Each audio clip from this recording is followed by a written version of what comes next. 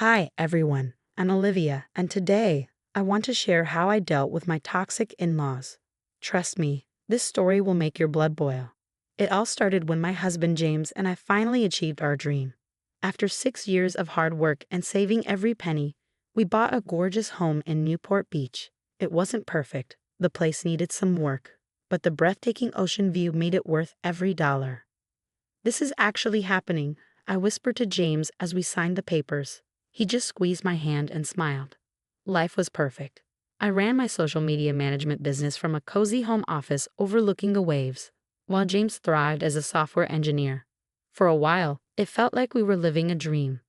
But then Emma, my sister-in-law, got engaged. Tyler's family has a summer home in the Hamptons, she bragged over Sunday dinner, but we're looking for something more permanent. That's when the visits started. My mother-in-law, Patricia, began showing up unannounced, always around sunset. This view is magnificent, she'd sigh dramatically. Emma would love raising her children here. She's always dreamed of a coastal lifestyle. I would force a polite smile, but inside I was screaming. One day, Patricia brought Emma along, without warning. Emma strode into our bedroom like she owned the place. This would be perfect for a nursery, she said, gesturing to the walls. We could knock this one down. Excuse me, I cut in, my tone icy. This is our bedroom. Oh, I'm just dreaming, Emma replied with a sickly sweet smile. Mom, isn't this exactly what I've been looking for?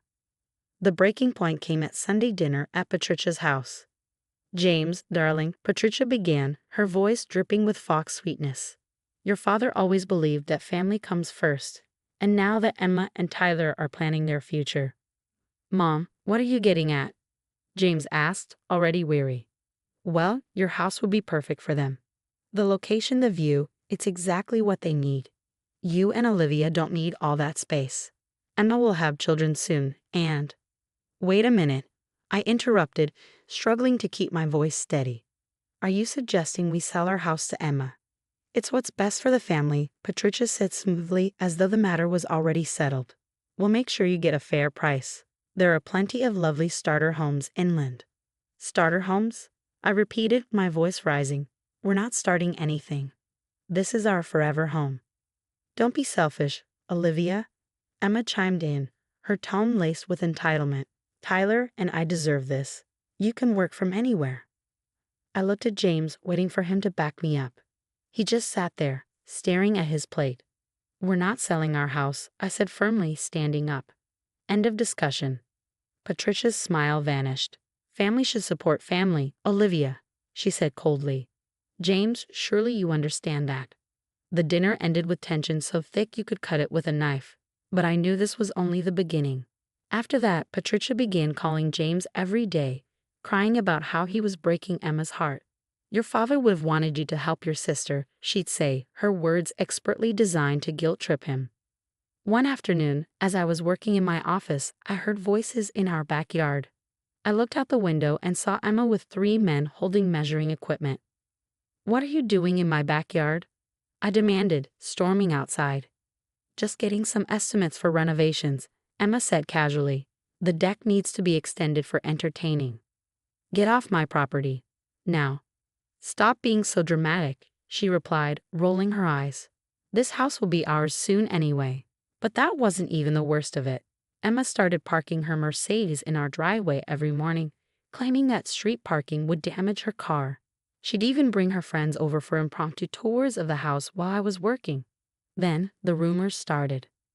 Olivia, I heard you're closing your business because you're moving, one of my clients said during a call. Someone told me you've been scamming clients. It turned out Patricia was spreading lies around our tight-knit community. She told everyone we were selling because we couldn't afford the house and that my business was failing. She even hinted that I'd been falsifying client reports. One evening, our neighbor Sarah came by. Hey, I just wanted to ask about the open house this weekend, she said casually. What open house? I asked, confused. Patricia's been telling everyone you're listing the house. She even handed out flyers at the country club. I was shaking with anger when I confronted James that night. Your mother is trying to destroy my business and our reputation, I said, my voice trembling. She's just excited about Emma's future, James replied, running a hand through his hair. Excited? She's harassing us. Emma brings contractors to our house without permission. Your mother's spreading lies about my business. They're both acting like we're their personal doormats.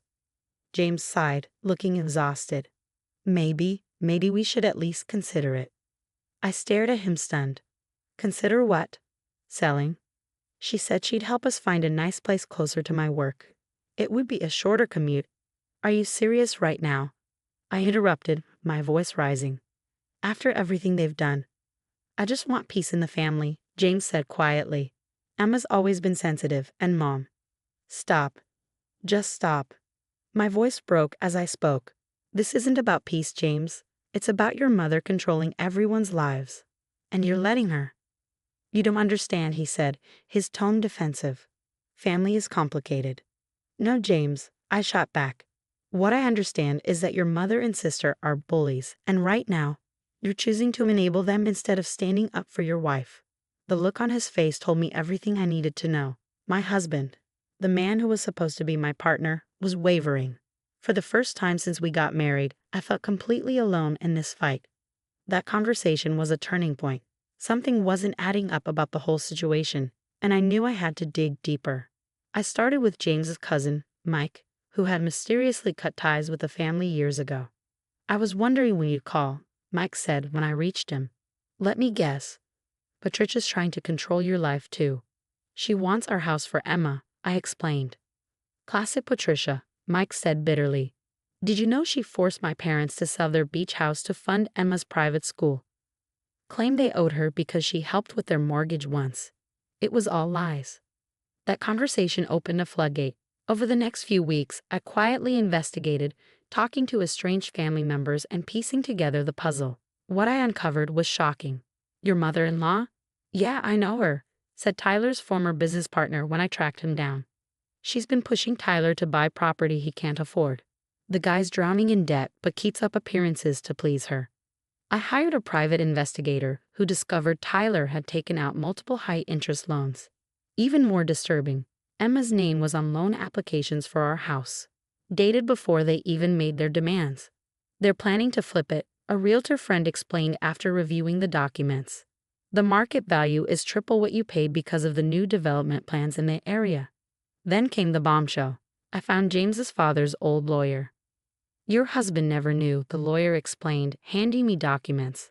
Patricia didn't sacrifice anything for his education. John left a trust fund for both kids. She's been controlling that money for years, making them think they owe her everything. I was compiling all this evidence when our elderly neighbor, Mrs. Chen, knocked on our door. Someone asked me to sign papers about your house yesterday, she said, holding out a clipboard. They said it was a neighborhood approval form for renovations. What papers? I asked, my stomach sinking. Property transfer documents, she said knowingly. I may be old, but I can still read. That woman, your mother-in-law, didn't know I used to work in real estate. My hands were shaking as I called James. Your mother tried to forge property documents. She's getting neighbors to sign fake renovation approvals. That's impossible, James said, his voice tinged with disbelief. You must be mistaken.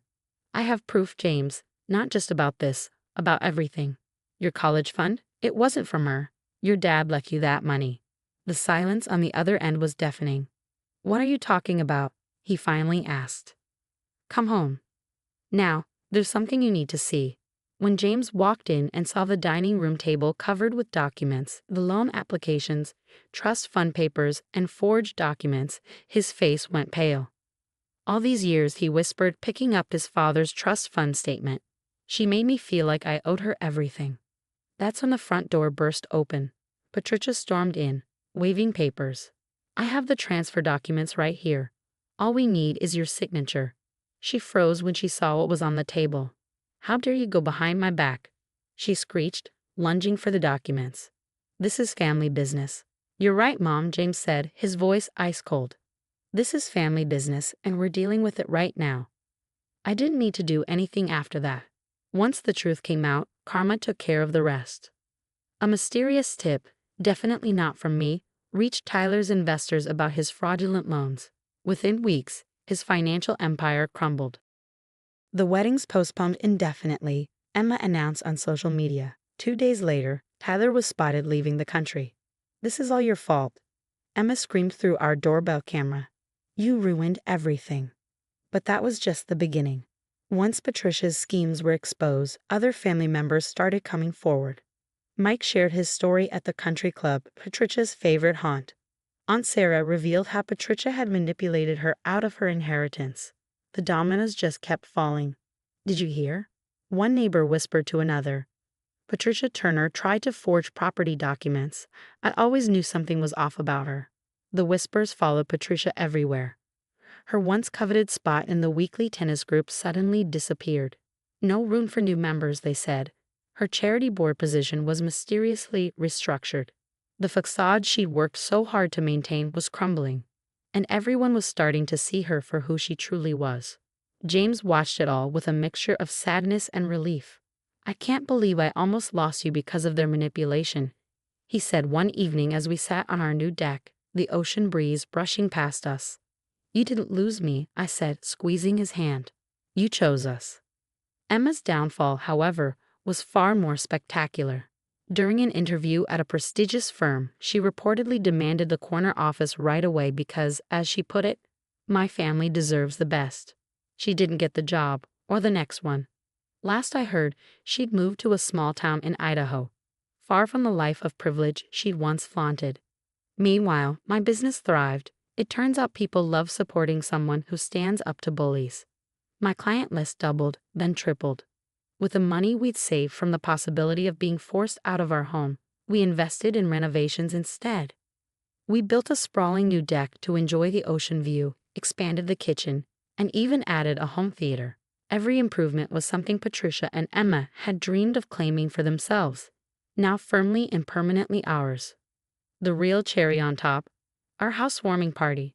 We invited the entire community, along with all the family members Patricia had alienated over the years.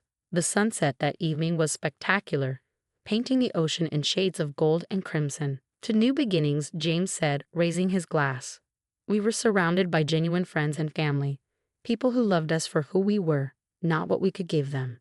As the party reached full swing, I caught a glimpse of a car parked down the street. Patricia and Emma. They hadn't been invited, of course, and they knew better than to crash.